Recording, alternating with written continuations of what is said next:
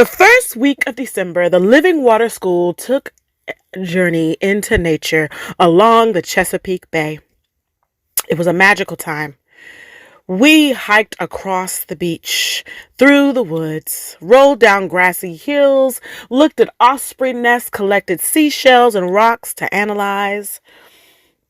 We studied the rising tide and the lowering tide and discussed how the moon and the earth's magnetism affected all of that. It was an incredible journey. And then we took time to talk about our lost heritage of nature study with Black people.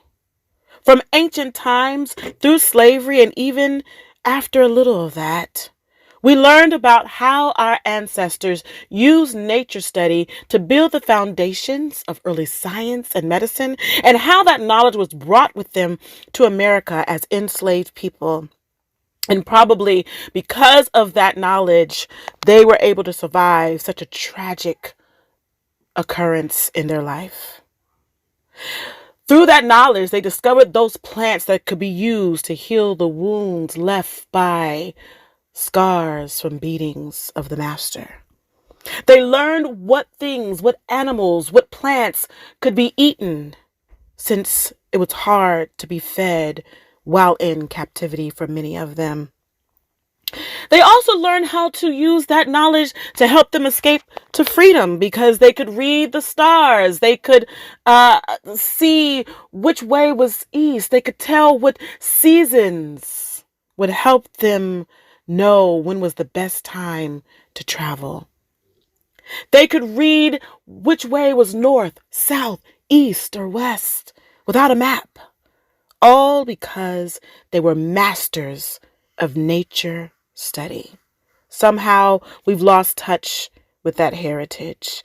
And it is my hope that at the Living Water School, we recapture that heritage. We also learned about how there was one who was truly a naturalist, George Washington Carver, born into slavery, but he loved to study nature. And even after he was freed, he continued his studies and went on to get his degree and to teach others how to study God's creation.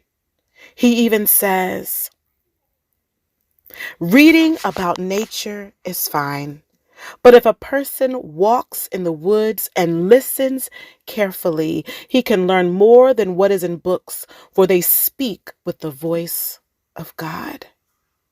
He also says, I love to think of nature as an unlimited broadcasting station through which God speaks to us every hour if we will only tune in. He was brilliant. And then we took a look at a poem written by Henry David Thoreau, who was also one who was an abolitionist, and he stood against the inequities of Black people.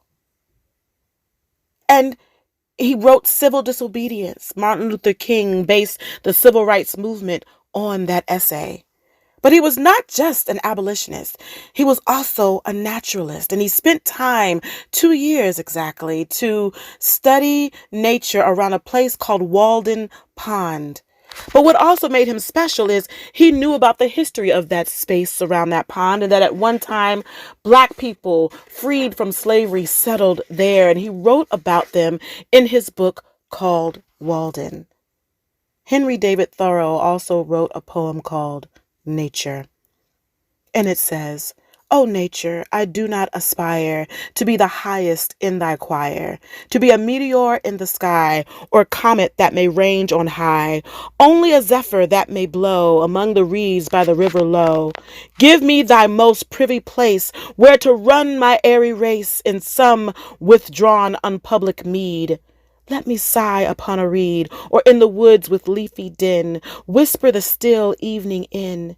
Some still work give me to do, only be it near to you.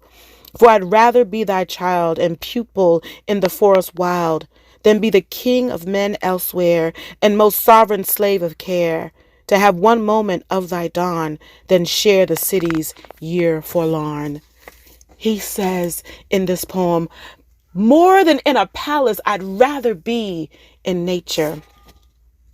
George Washington Carver felt the same way. But somehow Black people have lost this story of how nature and the study of God's creation was such an integral part of our history.